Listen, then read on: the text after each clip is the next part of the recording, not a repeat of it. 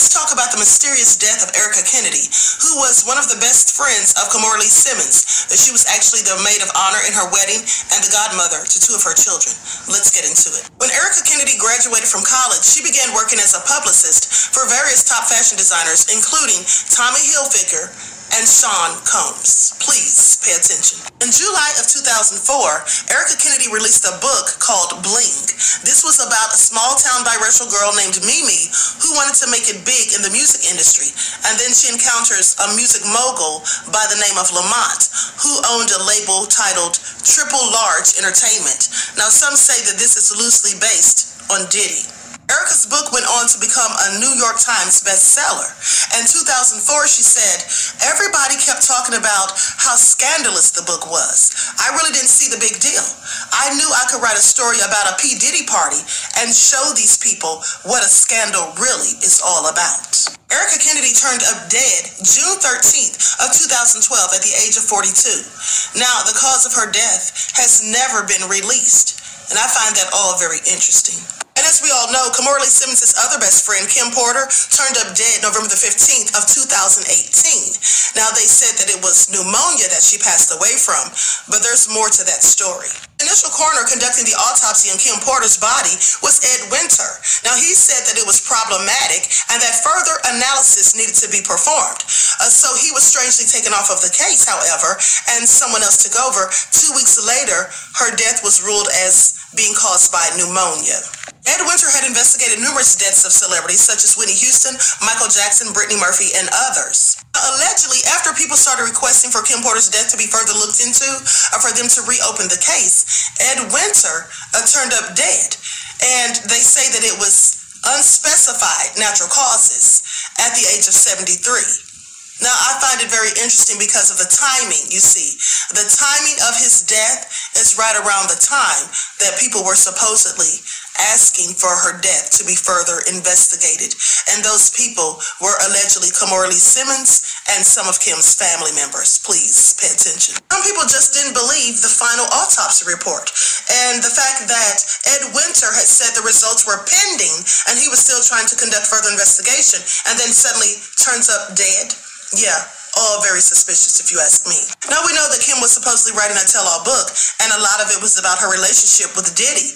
And so recently, some excerpts from that book have been released. And there were said to be, by an anonymous source, a lot of things that were very salacious that some wouldn't want to come out, specifically Diddy. So please pay attention. And let's not forget that after Kim's demise, Al B. Sure made a post basically stating that he didn't believe that she actually died from pneumonia either. And there were many who had their own suspicions. In the post, Al B. Sure said, I do know very clearly that #Kimberly didn't just check out all of a sudden over pneumonia. That's some bull-ish. Really? This is where I get into trouble. We just celebrated our son Ad Quincy's new deal and Christmas special with Netflix, and she was in fantastic health as well as laughing seeing me and Ad Diddy's mutual exchange at the theater. I'm going to leave it here. And after that cryptic post, well, we all know what happened to Al B. Sure. He suddenly started experiencing renal failure and then ended up in a coma for 2 months. Yes, I do find this all very interesting. Kim supposedly told Al before she died that she felt someone was following her, and Al told her to call the FBI. And now he also made a post that's now been deleted saying that she was running from something, only to later come back and say that she was running a marathon. Kim's former stylist also allegedly came out and said that Diddy purchased that 24-karat gold casket for Kim a month prior to her demise. Sources say that Diddy and Andre Harrell got into an argument because he was supposedly helping Kim to write her tell-all book in 2017, and then later decided to write a tell-all book himself. They say that he also fired Diddy from his label. They say that Andre and Diddy got into several altercations at the company, and that he basically knew about the shady backhanded deals that Diddy was engaging in. Sources also say that Andre Harrell questioned Diddy about the toxins that were found in Kim's system during the initial autopsy report that Ed Winter was working on when he was fired from the case. And I find it interesting, but did I also mention that friends say that there was blood on Kim's pillowcase when she was found deceased, and also a small trail of blood from the bedroom leading to the bathroom.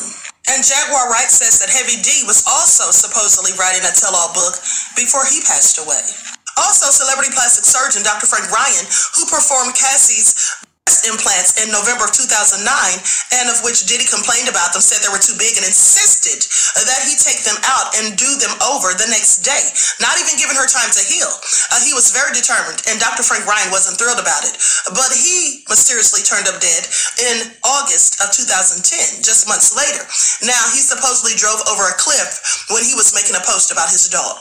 I also have questions about this picture of Diddy sleeping on top of Cassie. It looks very controlling, like someone who's trying to make sure that she doesn't leave or sneak away while he's asleep. Now, that's just my take on it. Also, what is going on in this picture? What does this mean? Is there some hidden message here? Because it looks very similar to this picture, the one of Kanye West's video, where he had all of these celebrities and famous people sleeping in the same bed.